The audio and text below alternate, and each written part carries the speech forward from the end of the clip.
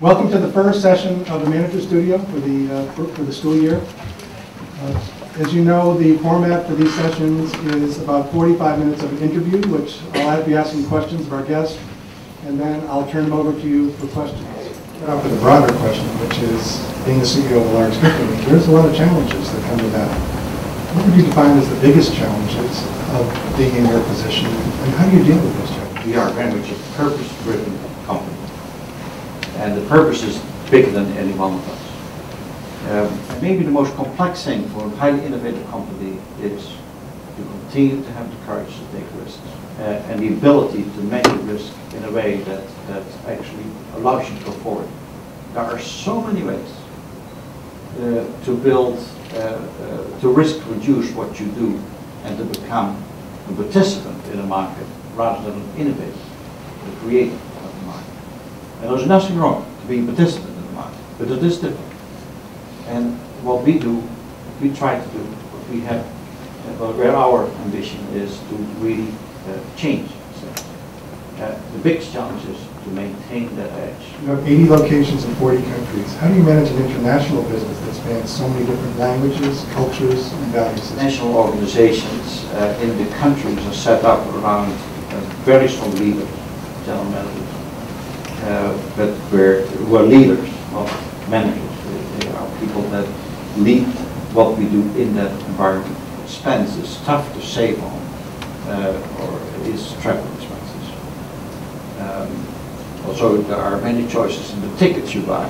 But it's tough to say, I'm not going to go, because if you don't go, you lose. And eventually you lose a lot. It's telephone is very good, and conference calls are very good. And there are more tools than we ever had before, but you still need to be there and to work with each other. And you need to touch the marketplace. Without touching the marketplace, it's very difficult. The question is, when you started your career, was it difficult for you to manage people who had more healthcare knowledge than you did? And if there was any difficulty, how did you overcome those challenges? And for us, any tips that if we're ever in your position? Question based off the motivation thing and also the analogy you talked about mountaineers. There are two instances where you go to the summit and then you enjoy the view, but how do you motivate to scale the next summit? And what if you fail?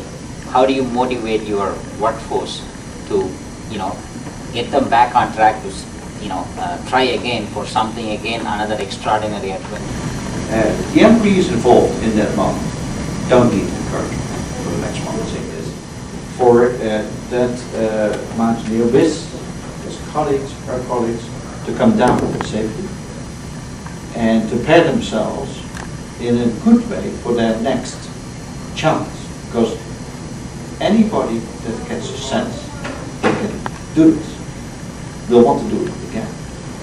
But the danger of wanting to do it again is that you may feel it's easy. It's extremely valuable because you can read everything, but to actually ask questions of and hear the responses to someone who's gone through it firsthand, someone who's seen what works and what doesn't, it lets you flesh it all out. It gives you something to draw on as you study, so that perhaps you won't make the same mistakes they did, so that you can build on what they've accomplished.